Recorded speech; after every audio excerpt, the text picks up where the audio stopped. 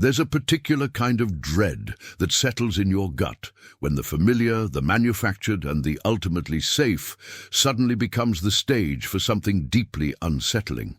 Think of it, a place built on illusion, on the carefully crafted spectacle of excitement and wonder, like Universal Studios, suddenly becoming the backdrop for a genuine, chilling mystery. It's a jarring dissonance, a crack in the carefully constructed facade of reality. This is precisely the unsettling space we find ourselves in when we talk about the vanishing of 16 American teenagers back in 2002.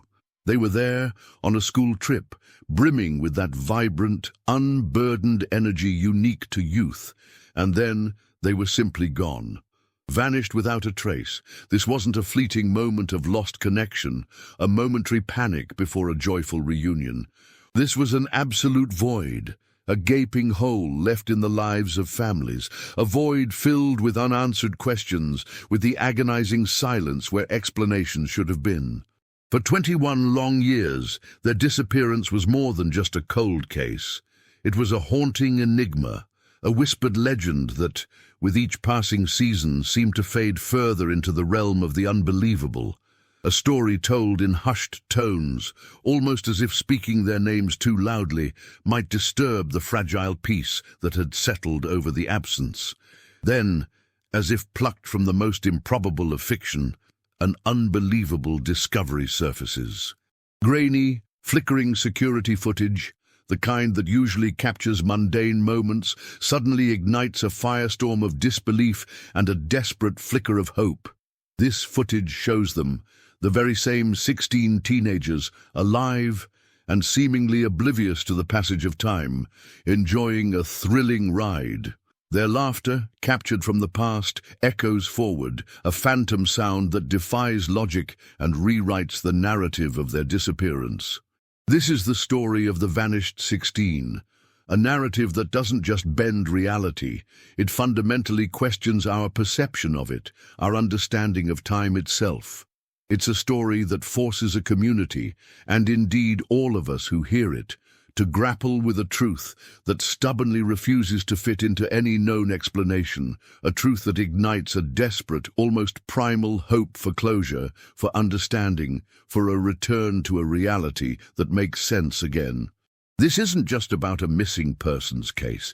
It's about the invisible threads that connect us, the enduring power of hope, and the profound human need to reconcile the impossible with the undeniable. We're about to embark on a journey into the heart of this extraordinary enigma, exploring not just the facts of what happened, but the deeper, more profound questions it raises about our own experiences of loss, memory, and the persistent, often irrational, power of hope. This inexplicable reappearance captured on faded film forces us to confront the very nature of memory and its fallibility. The initial shock isn't just about the missing teens returning, it's about the profound cognitive dissonance created when concrete evidence directly contradicts the established narrative of their absence. Our minds, accustomed to a linear progression of events, struggle to integrate this temporal anomaly. Think about how we process personal memories. They're often imbued with emotional color, sometimes distorting the objective facts. In this case, the emotional weight of 21 years of grief and unanswered questions has cemented a particular version of reality. Suddenly, that reality is challenged by a visual artifact that seems to belong to a different timeline altogether. This isn't just a matter of disbelief. It's a psychological defense mechanism kicking in, an attempt to maintain coherence in the face of overwhelming contradiction. The brain works to reconcile the enduring pain of loss with the impossible evidence of their continued existence, albeit in a past moment. Furthermore, the footage itself becomes a focal point for psychological projection. For the families, it's a tangible link to a past they thought was irrevocably lost, a ghost made flesh by technology. It's a beacon of hope, yes, but also a source of renewed anguish as they witness their loved ones, vibrant and alive, in a moment frozen in time, a moment before their world shattered. For the wider community, it's a tantalizing puzzle, a real-life enigma that sparks endless speculation and fuels a desperate need for an explanation that satisfies both logic and emotion. The grainy quality, the inherent ambiguity of old footage, allows for myriad interpretations, each colored by the viewer's own emotional investment in the story. This ambiguity, while frustrating, also preserves the mystique, preventing a neat and tidy resolution that might otherwise diminish the profound impact of the event. Building on this, consider the psychological impact of witnessing someone you've mourned, someone whose absence has shaped your life for over 2 decades, appearing healthy and unaware in a historical recording. It's akin to encountering a doppelganger, but one that embodies your deepest desires and fears simultaneously. The joy of seeing them alive is immediately tempered by the crushing reality that this is not a present-day encounter, but a glimpse into a past that somehow bypassed the intervening years. This temporal dislocation creates a unique form of trauma, forcing individuals to re-evaluate their understanding of causality and personal history. The very act of watching the footage requires an immense emotional and cognitive effort to process the conflicting information, to hold both the established grief and the impossible reappearance in one's mind without fracturing. Consequently, this event challenges our fundamental understanding of continuity. We operate under the assumption that time flows inexorably forward, that events unfold in a predictable sequence. When evidence emerges that seemingly defies this natural order, it shakes the very foundations of our perceived reality. The teenager's laughter, captured from 2002, is not just a sound, it's a temporal anomaly, a ripple in the fabric of what we understand to be possible. It forces a confrontation with the limits of human knowledge and the mysteries that lie beyond our current comprehension. This isn't about accepting supernatural explanations without question. It's about acknowledging that there are phenomena that can stretch our understanding to its breaking point, prompting a profound re-evaluation of what we believe to be true about the world and our place within it. The surfacing of this footage, rather than providing immediate solace, introduces a complex layer of psychological burden. The families, having meticulously constructed a narrative of grief and loss over 2 decades, now face the daunting task of integrating this impossible evidence. This isn't merely about updating a timeline, it's about fundamentally re-evaluating their lived experiences, their memories, and their understanding of absence. Imagine the internal conflict, the deeply ingrained sorrow associated with their children's permanent departure, warring with the visual confirmation of their presence, albeit in a temporal anomaly. This necessitates a profound internal recalibration, a form of cognitive dissonance that can be profoundly disorienting.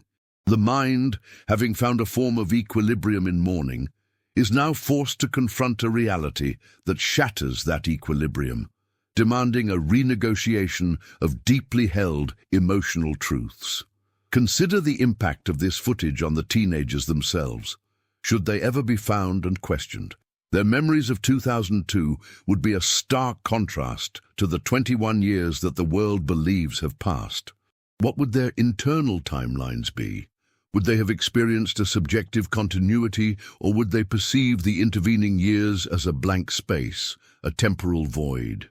This leads us to explore the psychological concept of subjective time perception. Our internal clock is not a precise instrument.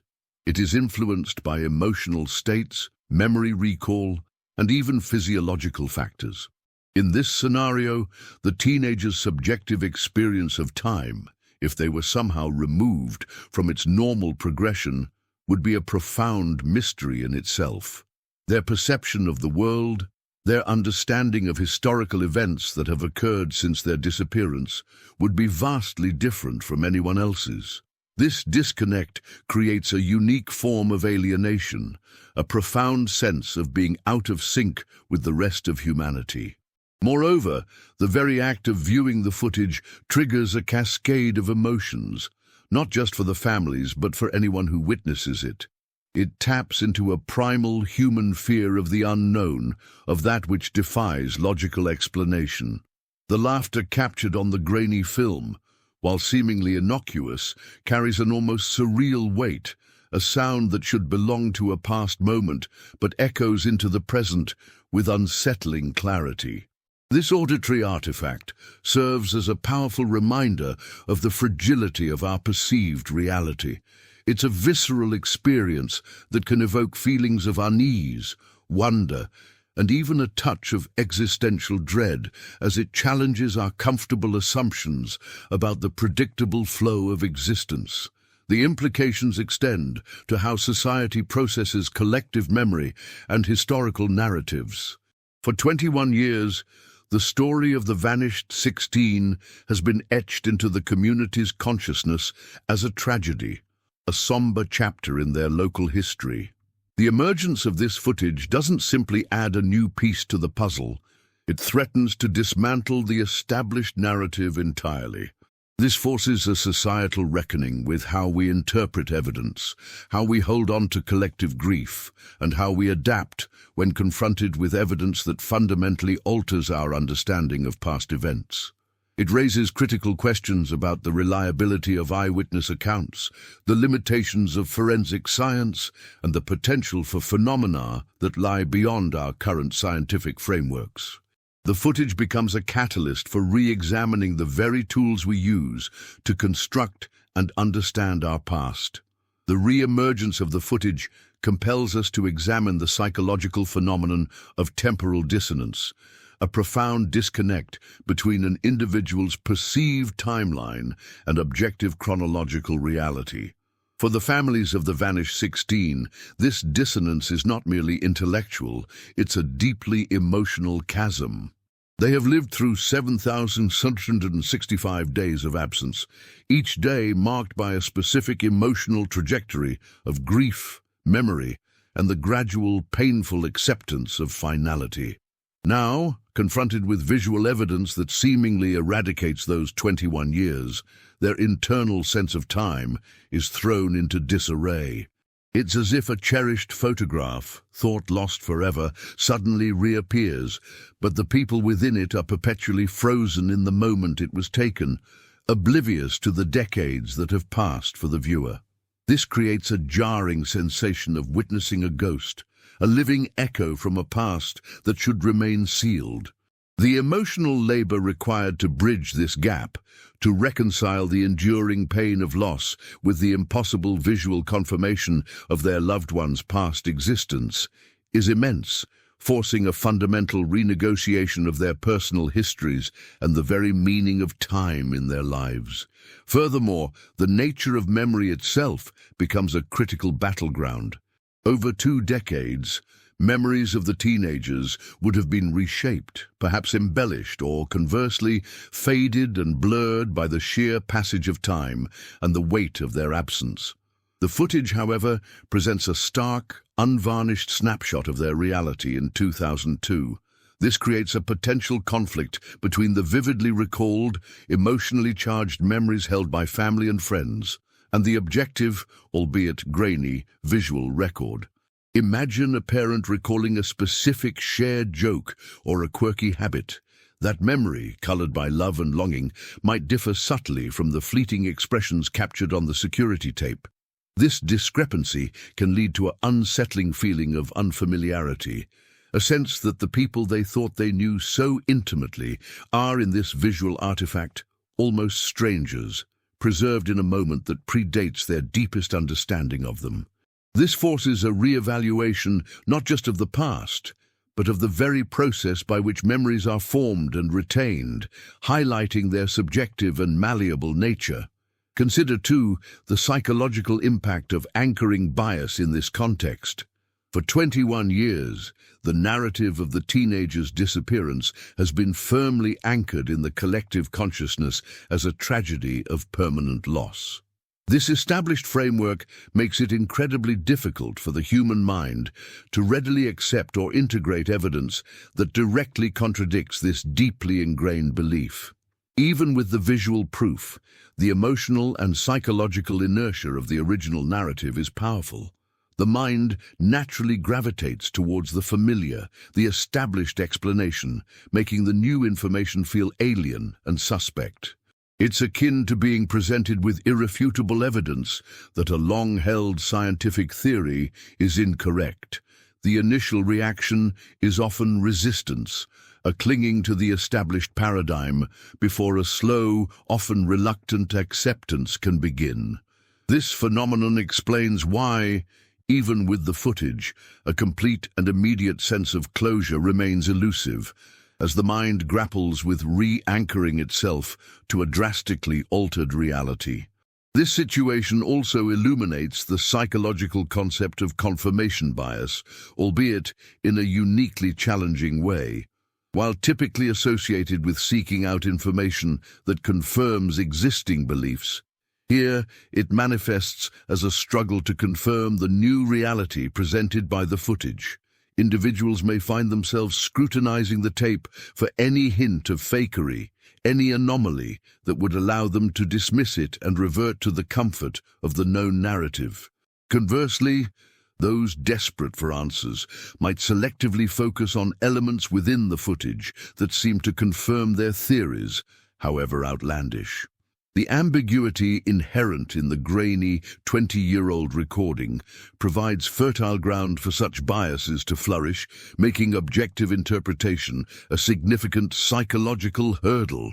It's as if the footage itself becomes a Rorschach test, with each viewer projecting their deepest hopes, fears, and pre-existing beliefs onto its flickering images, seeking confirmation of their own internal truth rather than an objective historical account. The discovery of the security footage, while offering visual confirmation, simultaneously introduces a profound psychological challenge related to perceptual anchoring, where the initial, deeply ingrained narrative of loss acts as an unshakable reference point. For 21 years, the world understood the teenagers to be irrevocably gone, a truth that shaped collective memory and individual grieving processes. This firmly established understanding creates a psychological inertia, making it exceedingly difficult for the mind to readily accept or integrate evidence that directly contradicts this foundational belief. It's akin to trying to alter a deeply etched photograph. The original lines are so prominent that overlaying new information feels jarring and requires significant cognitive effort to reconcile. Consequently, even with the visual artifact, the ingrained sense of finality persists, leading to a protracted internal struggle to recalibrate one's perception of reality. Furthermore, this situation highlights the intricate interplay between emotional salience and cognitive processing. The emotional weight of 21 years of grief, mourning, and unanswered questions lends immense salience to the original narrative of disappearance. This emotional intensity can, in turn, influence how new information is processed, often leading to a form of selective attention where aspects of the footage that align with the pre-existing narrative are amplified, while contradictory elements are minimized or dismissed.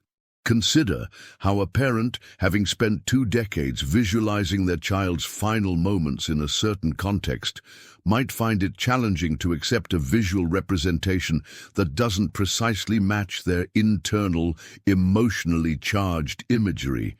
This isn't a conscious denial, but rather a subconscious prioritization of emotionally resonant memories over stark, potentially disorienting factual input.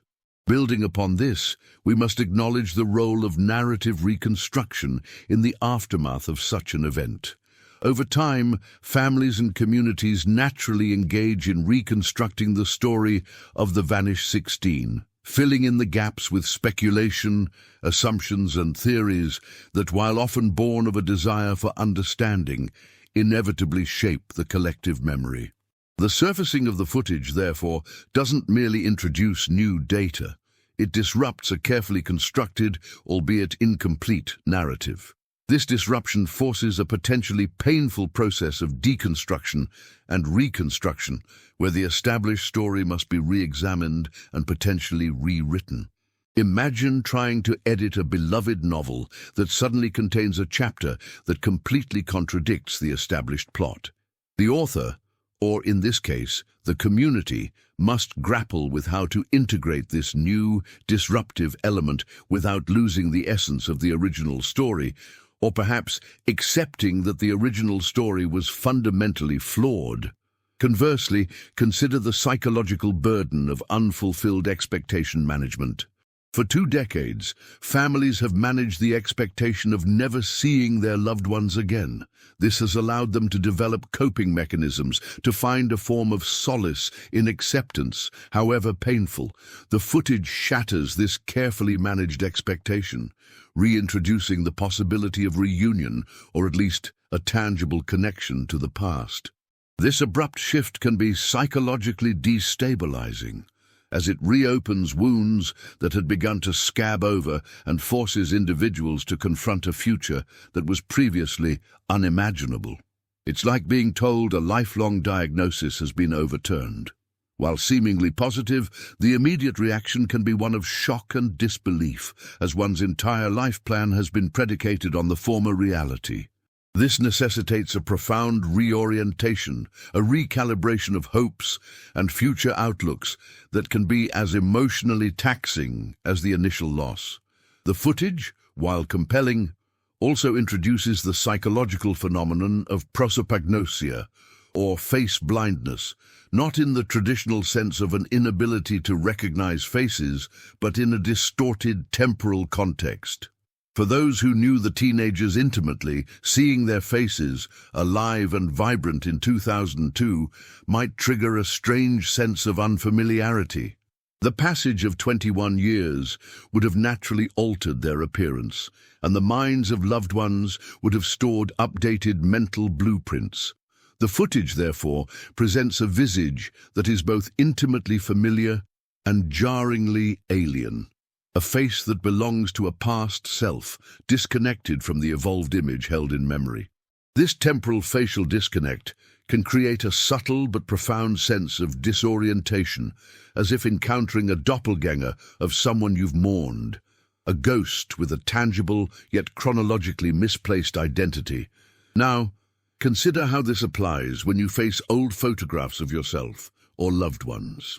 You recognize the essence, but the subtle shifts in features, the youthful exuberance, now replaced by the lines of experience, can evoke a similar, though less intense, sense of temporal dissonance.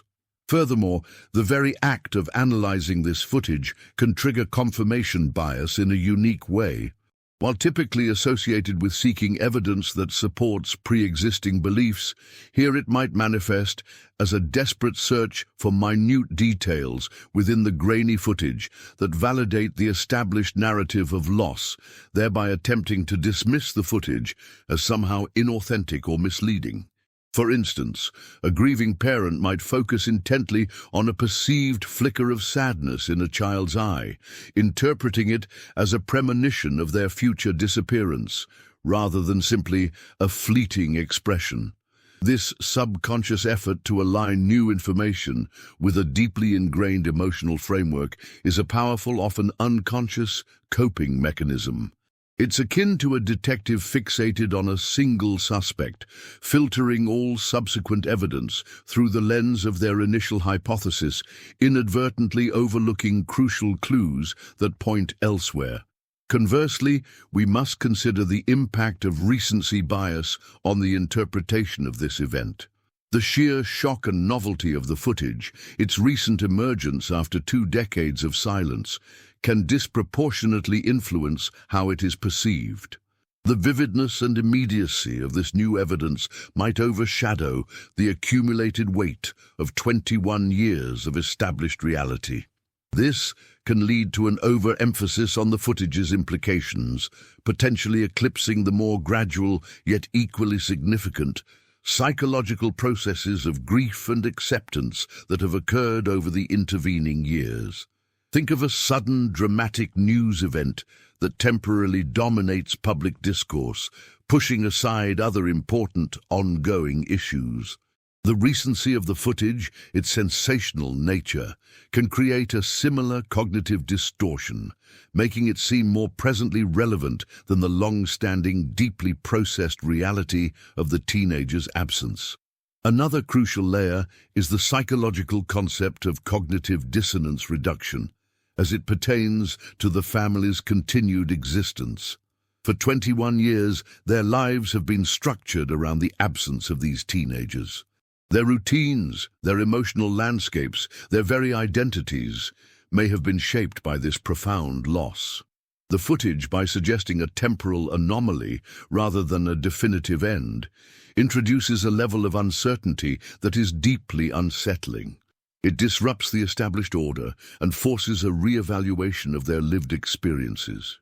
To reduce this dissonance, individuals might unconsciously seek explanations that, while perhaps improbable, offer a sense of continuity with their established reality, or conversely find comfort in the ambiguity itself, as it preserves a sliver of hope that the original narrative was somehow incomplete or misunderstood. This is not about denial, but about the mind's inherent drive to create a coherent, stable internal world, even when faced with external phenomena that defy easy categorization. The surfacing of the grainy security footage compels us to examine the psychological phenomenon of temporal displacement trauma. This isn't about the initial shock of disappearance, but the profound, destabilizing impact of encountering irrefutable evidence that seemingly negates the passage of time for the lost individuals. Imagine the psychological disorientation of a parent who, after 2 decades of meticulously archiving their child's life through school reports, birthday cards, and family albums, suddenly witnesses a recording of that same child, unaged, their laughter echoing from a past they thought was irrevocably sealed. This creates a jarring dissonance, a feeling that the objective timeline of the world has somehow fractured, leaving their personal history in a state of temporal exile. It's as if a cherished artifact, presumed lost to the sands of time, suddenly reappears, but its context is profoundly altered, presenting a version of reality that actively contradicts the lived experience of those who have moved forward. Moreover, consider the concept of affective forecasting errors in the context of potential future reunions or explanations. For 21 years, families have likely engaged in a form of mental simulation, imagining various scenarios for their loved ones' fates, tragic accidents, intentional disappearances, or perhaps even a more mystical vanishing. The footage, while offering a glimpse of their past existence, doesn't provide the crucial missing pieces about the intervening years or the nature of their reappearance. This creates a void in predictive emotional processing.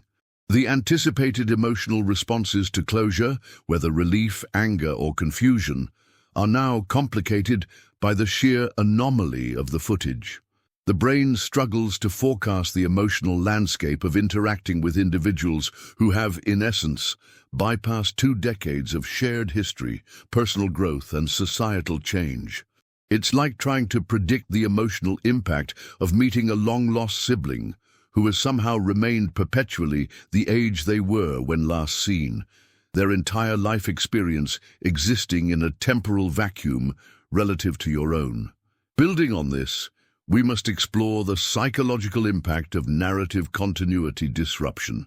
Over 21 years, the story of the vanished teenagers has become a deeply embedded narrative within the community and the families. This narrative, however incomplete, provided a framework for understanding, grieving, and moving forward. The sudden eruption of the footage, with its inexplicable temporal paradox, shatters this established continuity. It forces a fundamental re-evaluation of the narrative's core tenets, creating a sense of profound uncertainty. Think of it like a beloved centuries-old family saga that suddenly includes a chapter detailing an event that impossibly precedes its own origin. The very structure of the story is undermined. This disruption can lead to a feeling of existential unease, as the established order of cause and effect, of linear progression, is called into question, impacting one's fundamental sense of reality. Conversely, the footage might also trigger dehumanization by temporal objectification. When individuals are reduced to mere artifacts of a past moment, especially in a context of mystery and unresolved disappearance, there's a risk of their current humanity, their potential for ongoing life and experience, being overlooked. The grainy security footage, while a tangible link, can paradoxically objectify the teenagers, turning them into historical curiosities rather than individuals who may have lived, or are still living, lives beyond the frame. It's akin to viewing ancient cave paintings. We recognize the human form, but the vibrant life, the individual stories, the specific context of their creation are largely lost to us, reducing them to fascinating but ultimately distant objects of study. This temporal objectification can inadvertently diminish the ongoing human reality of the vanished 16, potentially hindering a full emotional and psychological engagement with their present circumstances, whatever they may be. The footage's reappearance forces a confrontation with the psychological concept of prosopagnosia, or face blindness, not in its clinical sense, but as a temporal distortion of recognition. For those who intimately knew the teenagers, their faces, captured in the vibrant, unaged clarity of 2002, might evoke a peculiar sense of unfamiliarity. 21 years would have naturally etched new lines, altered expressions, and introduced the subtle nuances of lived experience onto their countenances. The mental blueprints stored by loved ones would reflect these evolved visages. Therefore, the security tape presents a visage that is simultaneously deeply familiar in essence, yet jarringly alien in its preserved youth. It's a face belonging to a past self, disconnected from the more recent mentally updated image held in memory. Consider how you might react when encountering an old photograph of yourself from your early 20s. You recognize the core individual, but the youthful exuberance, the unburdened skin, can feel like a glimpse of someone you once were, yet are no longer, creating a subtle yet profound disconnect.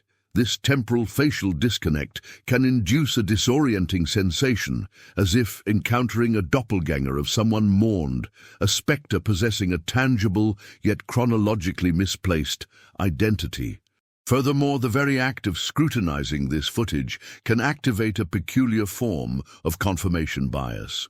While typically understood as seeking out data that reinforces existing beliefs, here it manifests as a subconscious drive to find minute details within the grainy, aged recording that validate the established narrative of permanent loss, thereby attempting to invalidate the footage itself. For instance, a parent who has long grappled with the finality of their child's absence might intensely focus on a fleeting shadow in the eyes, interpreting it as a harbinger of doom rather than a transient expression. This unconscious effort to align new, bewildering information with a deeply embedded emotional framework serves as a powerful, albeit unconscious, coping mechanism. It's analogous to a seasoned detective becoming fixated on an initial suspect, filtering all subsequent evidence through the lens of their early hypothesis, thereby potentially overlooking critical clues that point in an entirely different direction.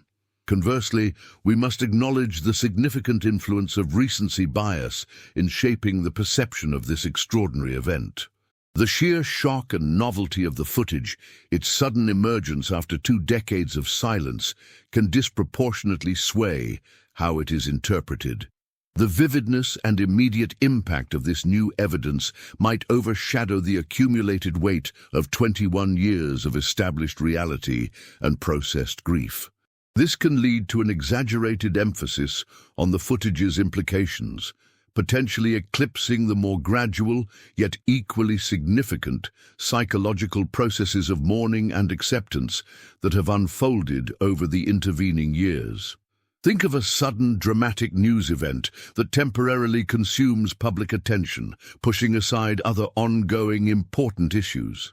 The recency of this footage, coupled with its inherently sensational nature, can create a similar cognitive distortion, making it appear more presently relevant than the long-standing, deeply processed reality of the teenager's disappearance.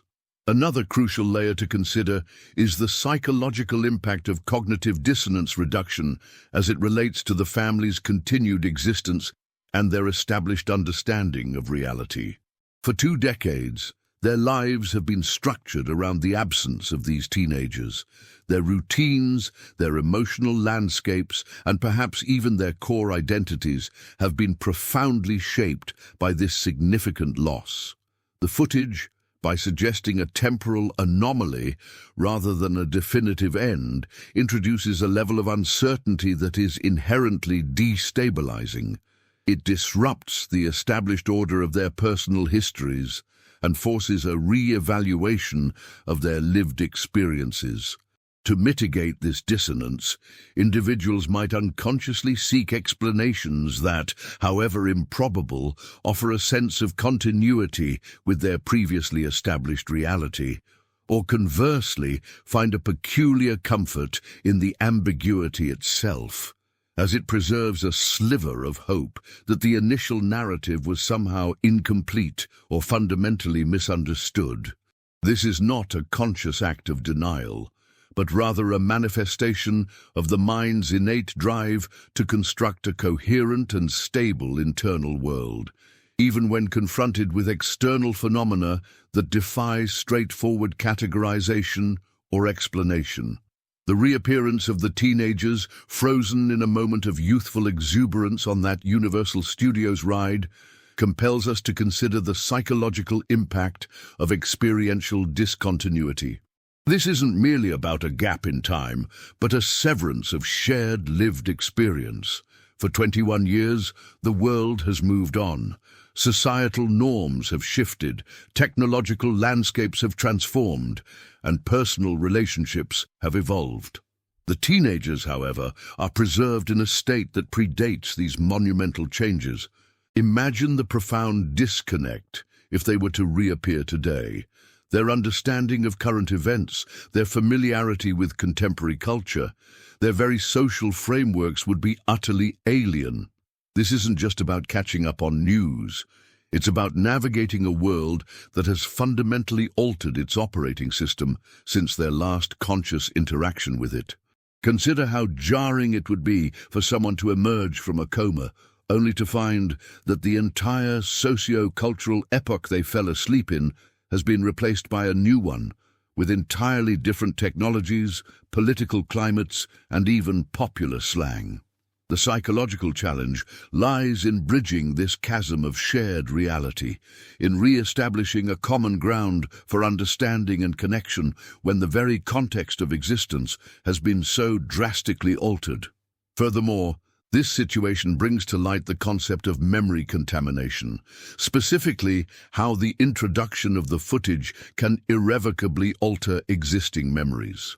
For family members, their recollections of the teenagers are intrinsically linked to the narrative of their disappearance and the subsequent years of searching and mourning.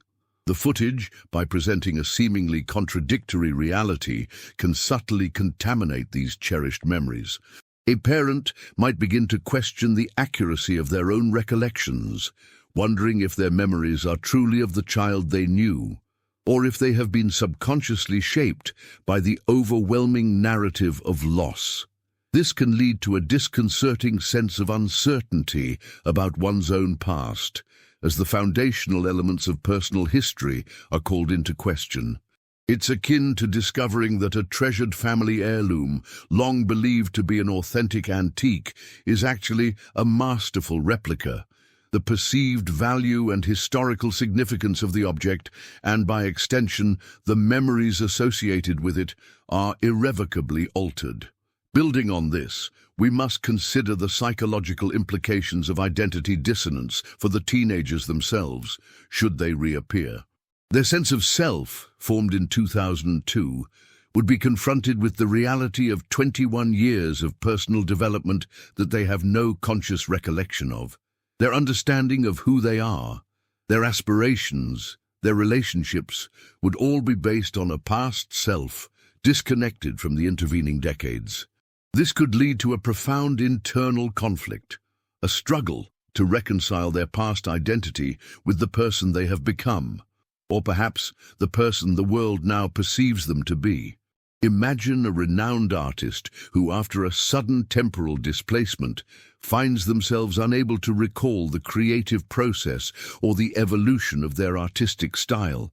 Their current works would feel like the product of an unknown entity, leading to a deep existential crisis regarding their own artistic identity and legacy.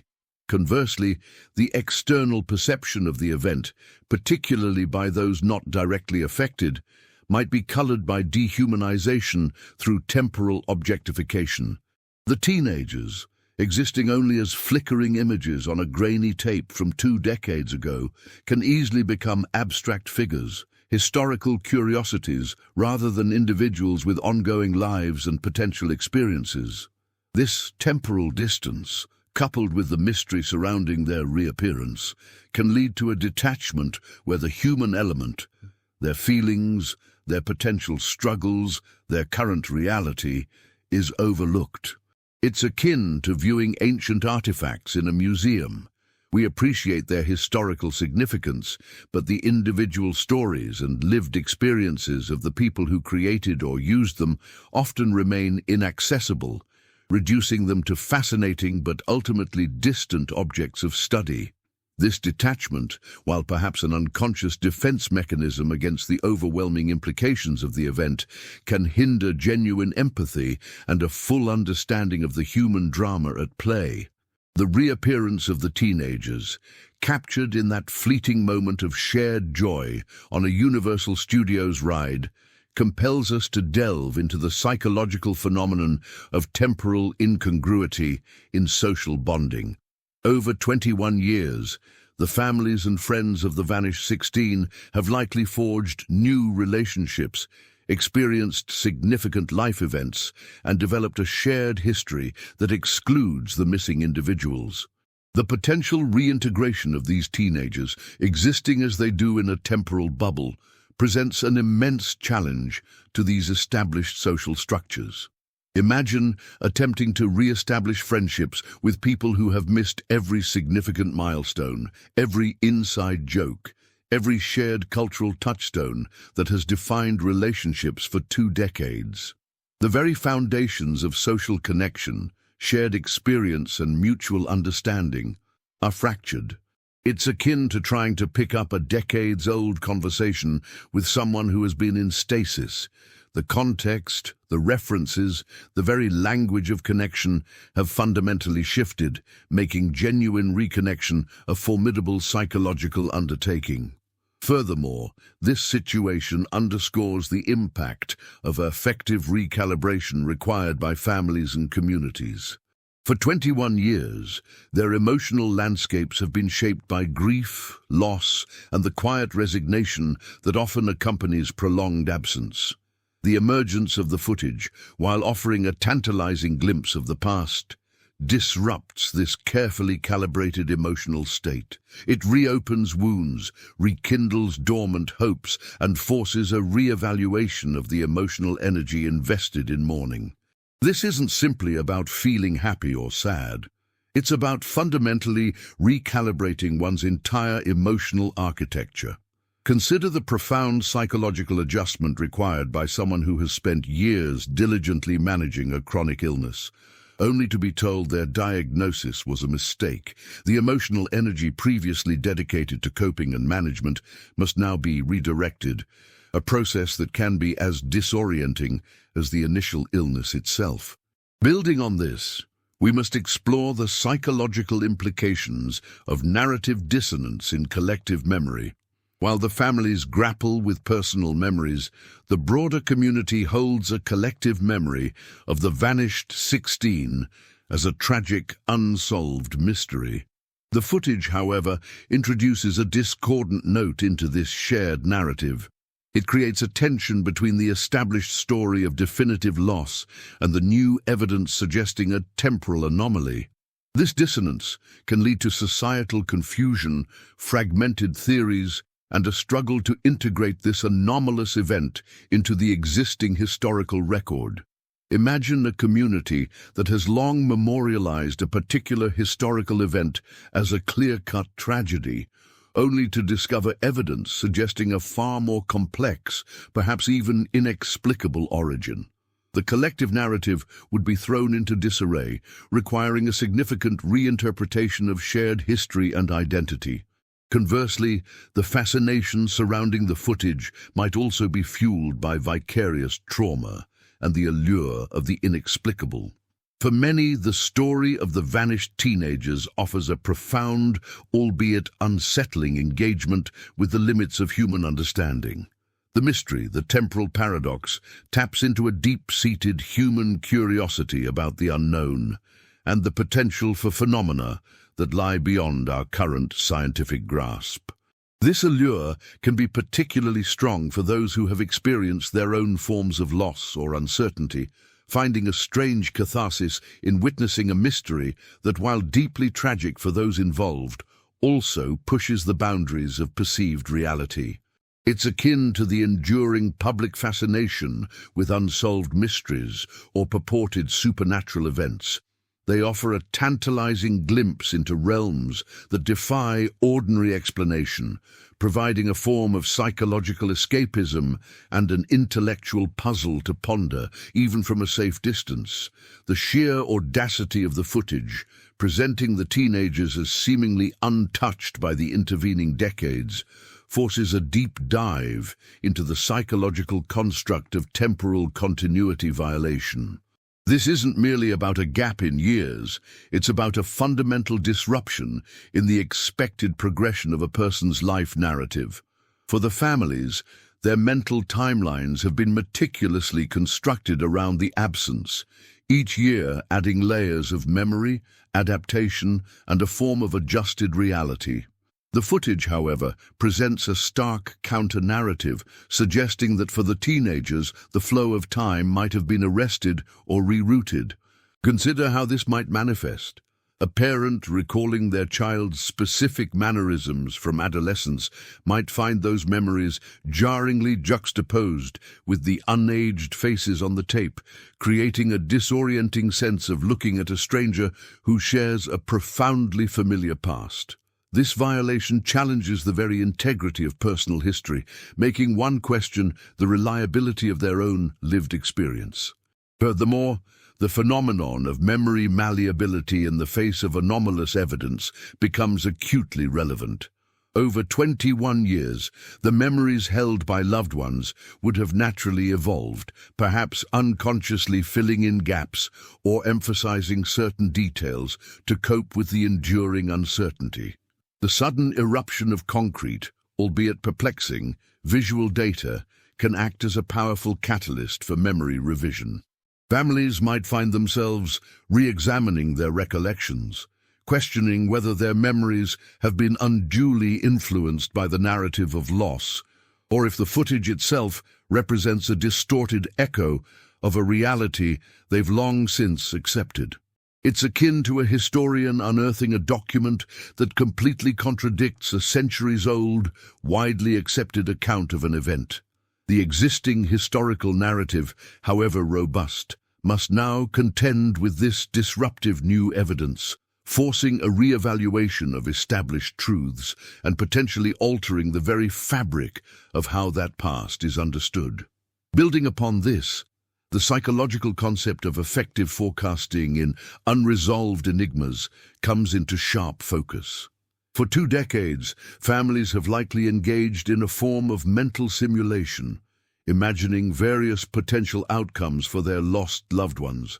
Tragic accidents, deliberate disappearances, or perhaps even more esoteric explanations. The footage, while offering a tantalizing glimpse into the past, fails to provide the crucial context for the intervening years. This creates a void in their ability to accurately predict their emotional responses should explanations finally emerge.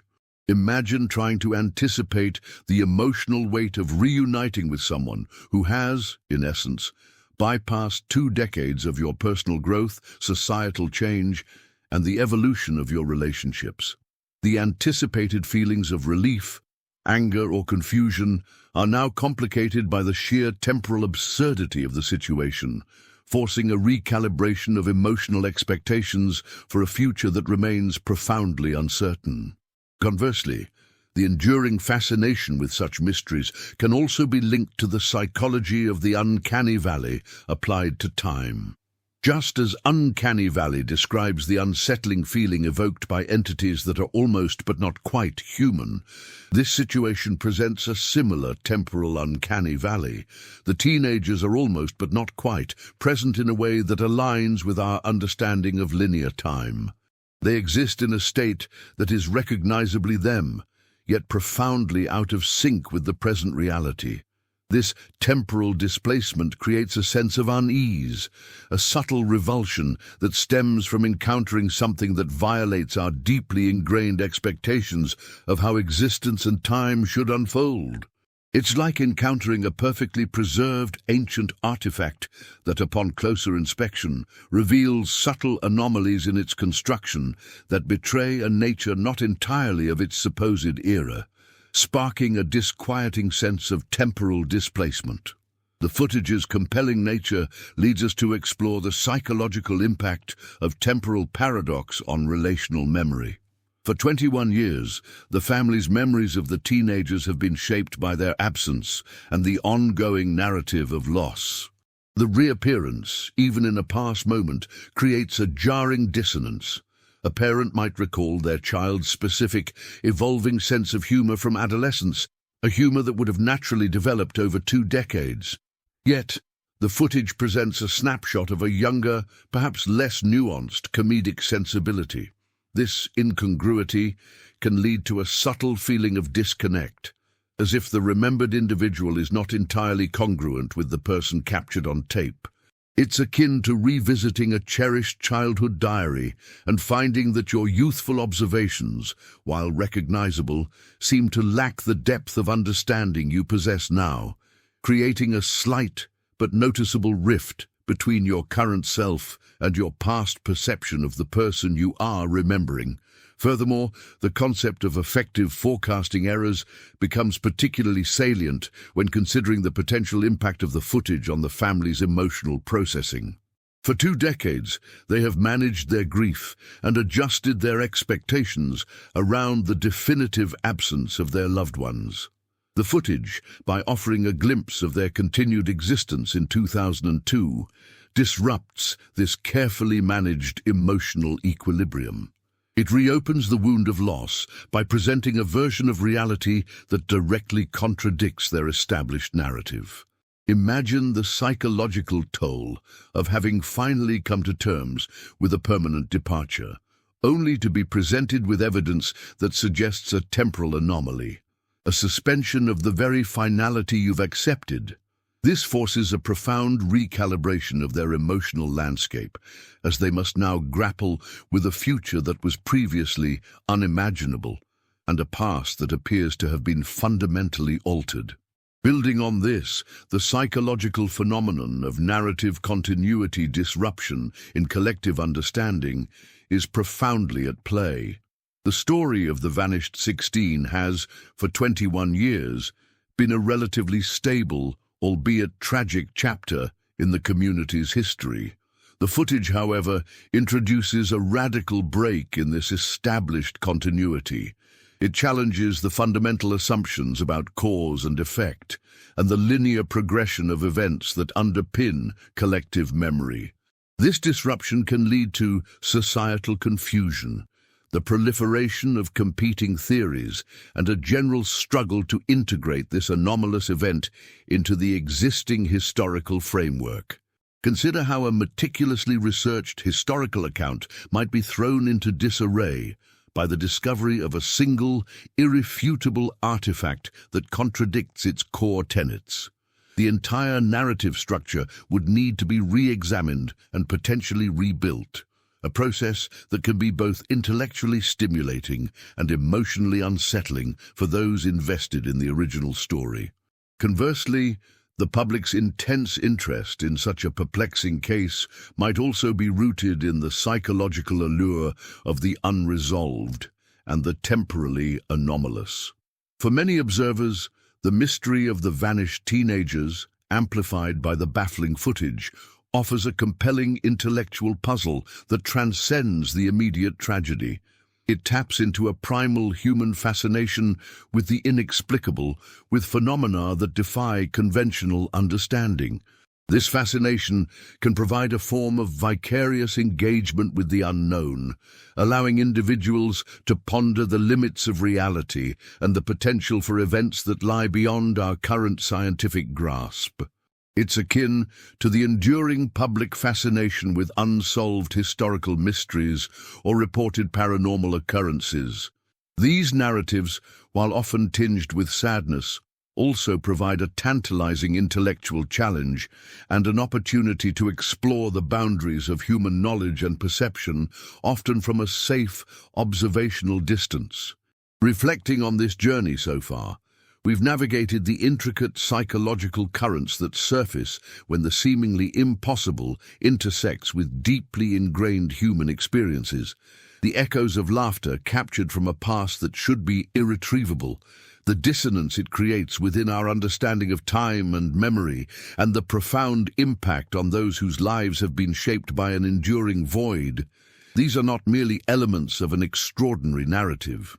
They are, rather, potent manifestations of how our minds grapple with that which defies easy categorization, how deeply held beliefs about reality can be both resilient and at times profoundly challenged.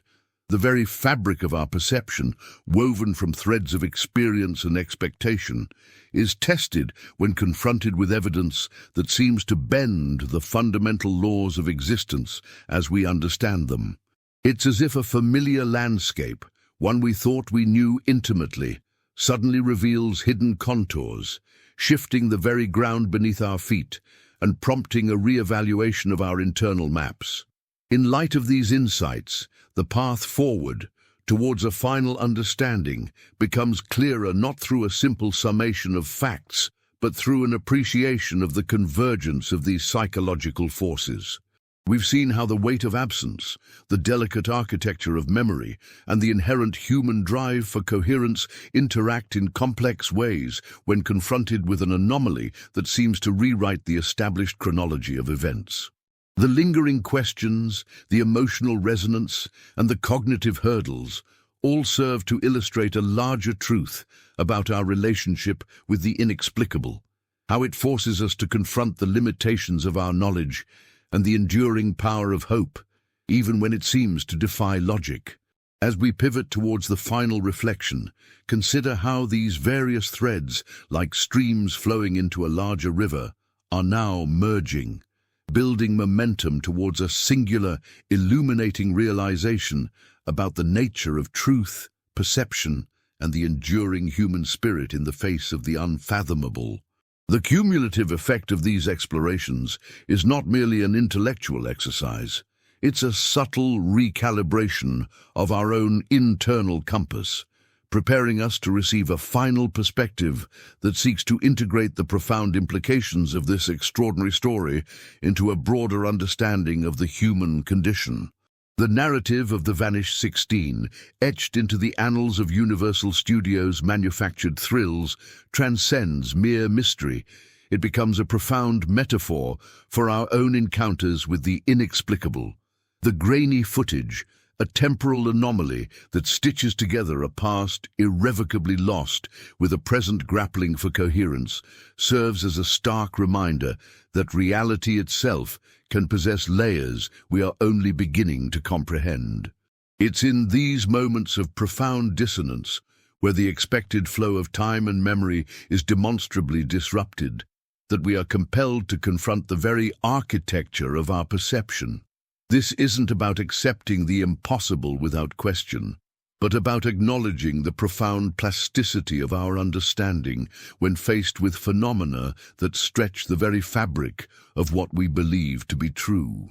The laughter captured from 2002, a phantom echo across 2 decades, doesn't just represent a lost moment, it signifies the enduring human capacity to hope, to question, and to seek meaning, even when confronted by a reality that seems to defy all logical explanation. This story, in its entirety, is a testament to the intricate interplay between our emotional landscapes and our cognitive frameworks. The 21 years of absence, imbued with grief and uncertainty, laid down a particular neural pathway, a deeply ingrained narrative of loss. The sudden reappearance, even as a frozen moment in time, doesn't simply overwrite this narrative. It forces a complex integration, a renegotiation of deeply held truths. It highlights how our minds, in their relentless pursuit of coherence, can both preserve and distort reality, adapting to loss in ways that are both resilient and, at times, profoundly disorienting. The teenager's story, therefore, becomes a mirror, reflecting our own internal struggles with ambiguity, with the unresolvable, and with the persistent human yearning for a reality that makes sense, a reality where the past and present can coexist without shattering our fundamental understanding of existence. Ultimately, the enduring impact of the Vanished 16 lies not in finding a neat, definitive answer to their temporal displacement, but in the questions it forces us to ask about ourselves. It invites us to consider how we process the inexplicable in our own lives, how we hold on to hope in the face of uncertainty, and how we navigate the spaces where logic and emotion collide. The true practice begins now, not with deciphering the specifics of their story, but with embracing the lessons it offers about our own capacity for resilience, for adaptation, and for the quiet strength found in acknowledging the vast, uncharted territories of human experience. In this ongoing exploration of the mysterious currents that shape our reality, we discover not just the limitations of our knowledge, but the boundless potential of the human spirit to adapt, to question, and to find meaning, even in the most profound of enigmas.